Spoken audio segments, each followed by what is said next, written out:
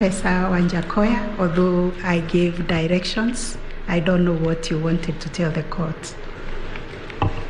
Lady Chief Justice, members of the Supreme Court, I would like to take this opportunity by thanking you, because this is my first time to address the Supreme Court in this country, given the fact that I practice in other jurisdictions. Now, the ball of contention is, and I know, Your Honor, you have already addressed the issue, the ball of contention is, I'm a presidential candidate. I was in this room this morning. My counsels were refused to come in because we had already made a ruling apportioning the number of lawyers that were supposed to come in here, which is okay.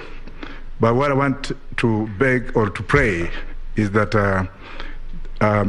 I pray to be given some opportunity, probably under your discretion, so that I can also be enjoined to speak through my counsel on case number 7, of which I was enjoined as an interested party. I've already submitted my responses, and in this room and in the absence of Raila Amolo Odinga and Honorable Ruto, I think I'm the most aggrieved person here, despite the fact that we have also other interested parties. You should also take cognizance that I've run for election in this country. I've traversed this country. I am very seriously injured, and I need to be given an opportunity under exceptional circumstances, if any.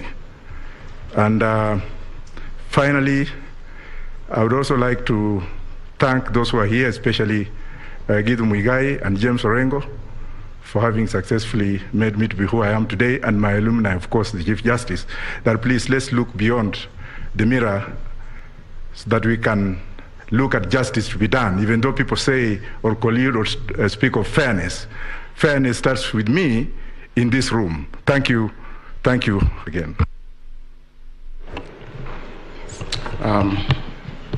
Thank you, Professor Wajackoyah.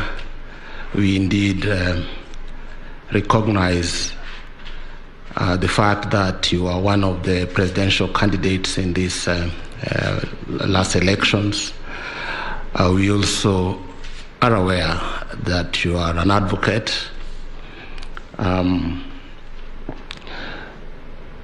We issued directions regarding the use of this courtroom, and we explained why we only have so many lawyers allowed here.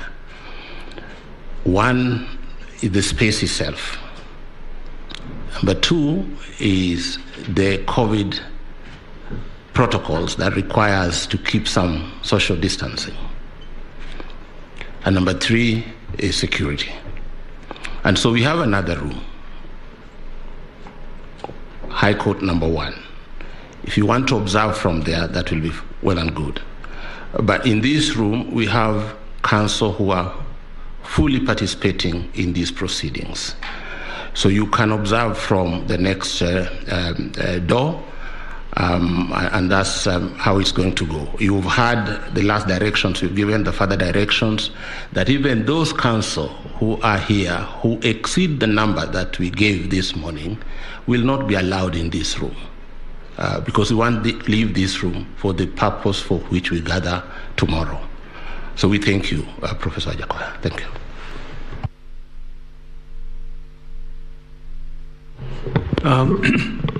Thank you, Honorable President. Professor Wajackoyah, I think one important thing must come out is that you are a presidential candidate, and we really give you all the accolades and really respect your exercise of your democratic right, and all Kenyans many Kenyans admire you, and we believe you did a great job. However, if you, under the law, under Article 140 of the Constitution, if you are aggrieved as a candidate, you have the first opportunity, you have a right under the law to file a petition challenging the validity. You did not do that, Professor Wajackoyah. So you lost that opportunity. So with respect, you have to bear the consequences. Thank you. Thank you very much. It's only that I was trying to make a point that I've been named as an interested party. Otherwise, I would have filed, but thank you. Much obliged.